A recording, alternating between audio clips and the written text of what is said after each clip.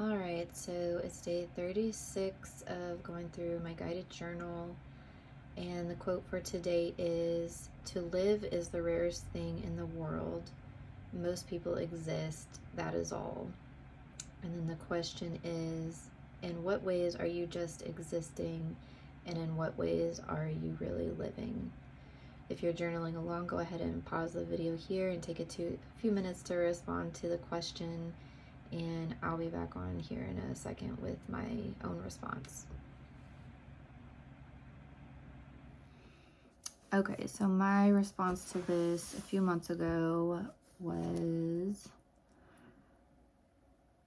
I don't really feel like I'm just existing, but I also don't feel like I'm living. I guess I lean more towards the just existing end of the spectrum, but I've been in a place where I felt like I have been in a place in the past where I felt like I was just existing, and it felt much worse than this. So I think I talked in like another post about how I had what I think was called anhedonia, where I just didn't feel much of anything. And so I don't feel as bad as that, but I also don't necessarily feel like I'm just like living.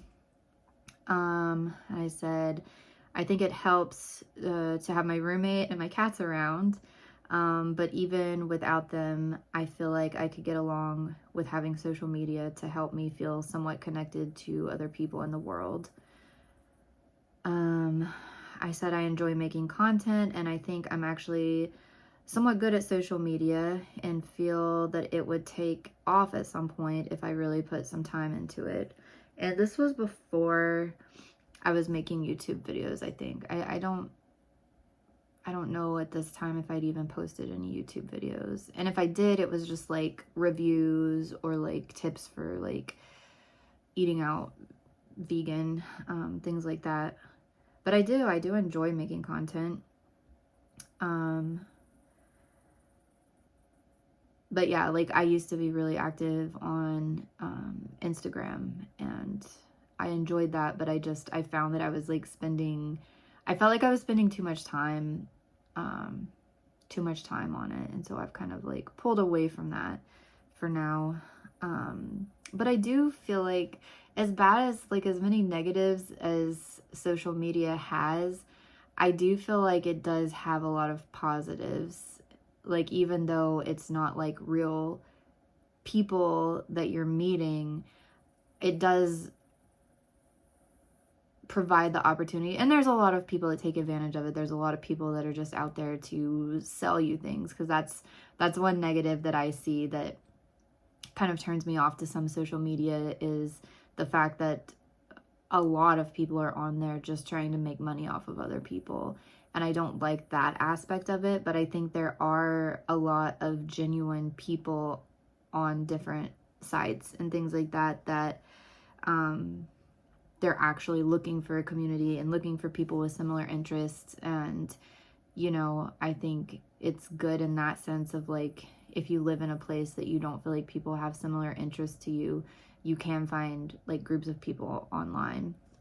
And so that's like one benefit that I see to it.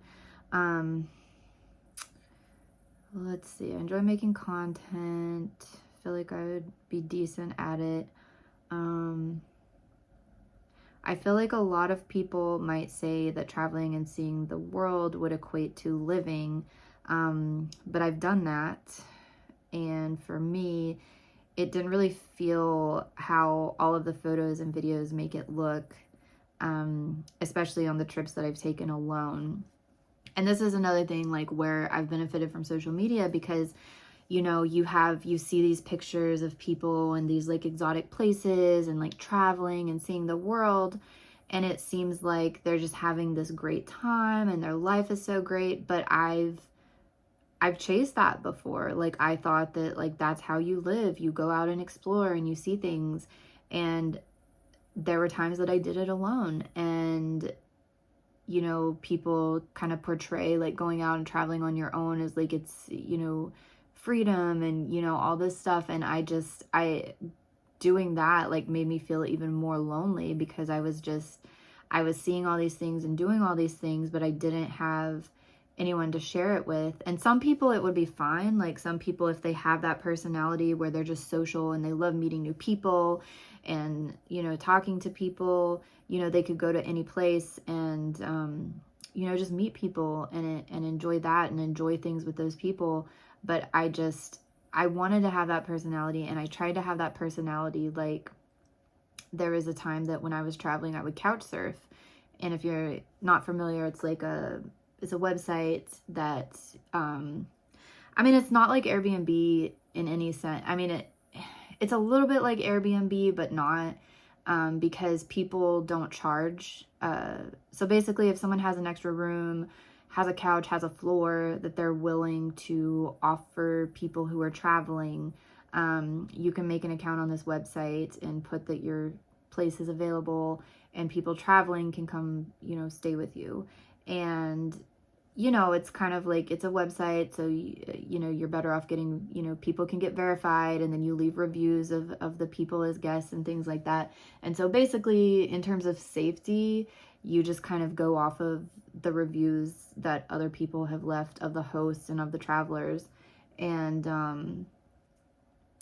it's supposed to be like a better way to travel, especially if you're alone, because you can go to a city and it just depends on like the experience. You kind of like I don't want to go into too much detail, but you can kind of feel people out and feel whether they're like social people. And if you're looking for someone to kind of like show you the city while you're there, and kind of have more interaction with, you can kind of get a feel for what they write on their profile and what people write. Or, you know, if you're just looking for a place to crash, you know, it's kind of like you kind of work it out with the person, you know, how involved you want them to be in your trip and how involved they want to be with you on the trip. And so, yeah, like I tried doing that. I was a host and also a surfer several times, and I don't feel like I have the right personality to do that, because I don't, it's hard for me to really connect with most people. And, yeah, I mean, in some situations it was fine. In other situations, I felt like it was kind of awkward. I don't know if the other people did. But yeah, like just overall, just traveling and trying to be that person that, you know, if I tell people about it, that I've traveled and I've couch surfed and all this stuff, I think people would have this certain persona of me of being like all adventurous and things like that. But I just felt lonely when I tried to do it. And, you know, I didn't have that feeling that I thought I was going to have from doing it.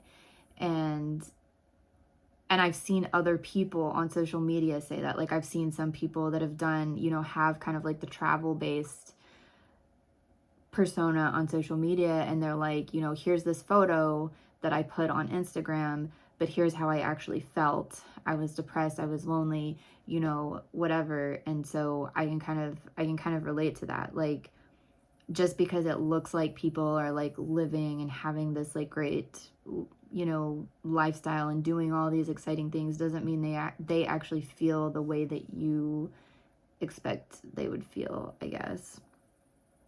And then I said, I feel like I keep putting off living until I reach the next milestone. And I said, I'm really hoping that finishing my PhD and turning 40 will be that final milestone. And yeah, I keep talking about that. But I just worry, because I feel like that's been my whole life. I feel like my whole life has been like, actually, no, like I don't feel like I've missed out on things just trying to like reach the top. Because some people do. Some people just kind of like put off doing anything exciting or adventurous until they've like reached the top of their career. I've definitely done some living, you know, what people would think is living. I've moved to another city. I've studied in another country. I've traveled. I've, you know, done all of these things. But yeah, my whole life has just been about reaching that next milestone, graduating high school, graduating college. You know, when I was in college and I did my internships with Disney, it's like, okay, get to the end of this internship. It's just always been like just this next, which maybe that's how you should go through life. Like don't look at it in the big long-term sense, but look at it as like just this next thing that I'm trying to achieve.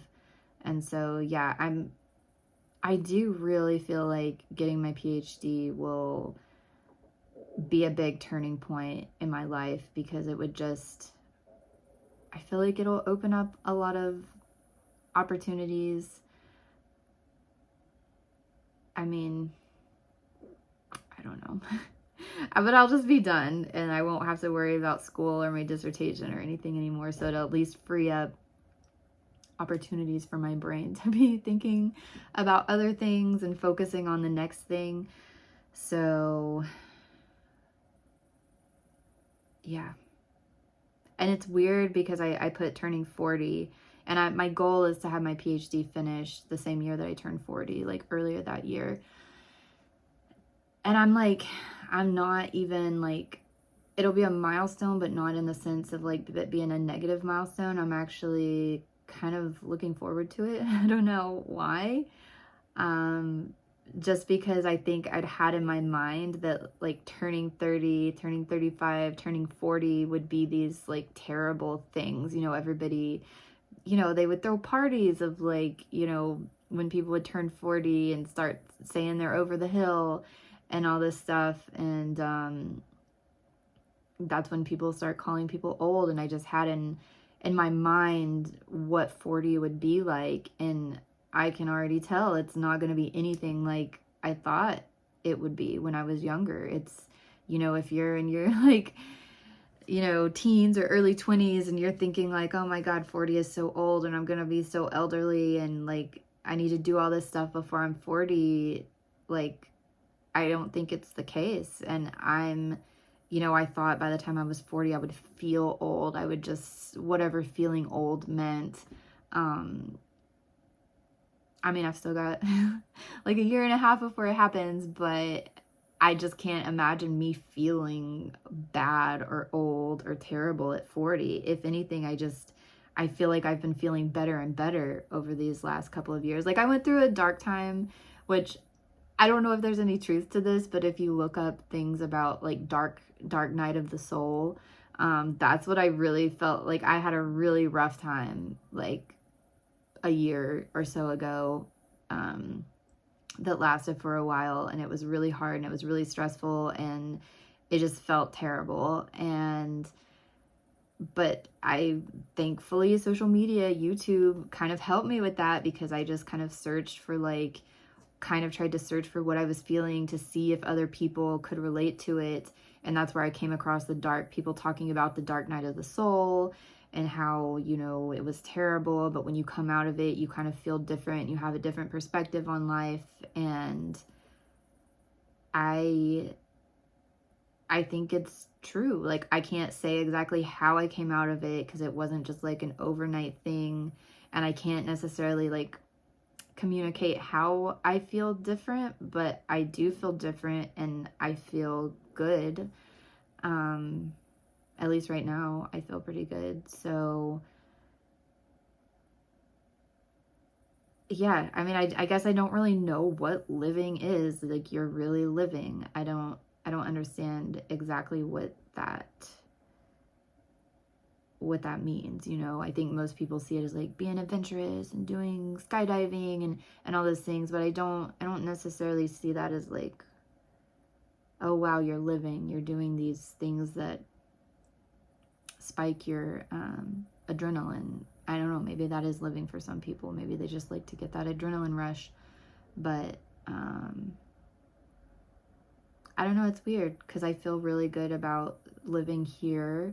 I never would have thought that I would be content living back home. You know, I always just thought I wasn't made to live here, that I was gonna live in another city or another country or something like that. And I may end up living in another country eventually. And I would like to, like after I graduate, maybe travel around the world if that'll be possible, and just kind of live in a few places and really like not just visit, not just like go places for vacation, but actually like live there and experience life there. But I don't know if that'll happen. Like, I'm honestly pretty content being here. So yeah, I don't know. What if you have different thoughts on that? Like if you define like really living in some different way. I don't know, maybe just existing and just being content is fine. So, I don't know. Anyway, that's my response for day 36, and I'll be back tomorrow for day 37.